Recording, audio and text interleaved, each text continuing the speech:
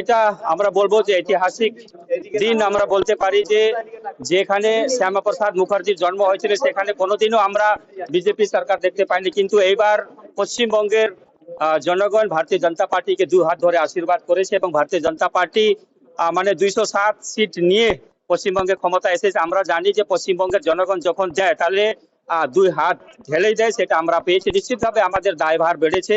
আমরা সবসময় বলতাম যে जिस कश्मीर में शहीद हुए मुखर्जी वो कश्मीर हमारा है, जिस बंगाल में जन्मे मुखर्जी वो बंगाल भी हमारा होगा। और আজকে সে বাংলায় আমরা ক্ষমতা এসেছি।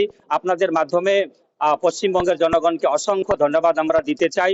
আপনারা আমাদেরকে পরিষেবা দেওয়ার জন্য, সেবা করার জন্য একটা সুযোগ দিয়েছেন।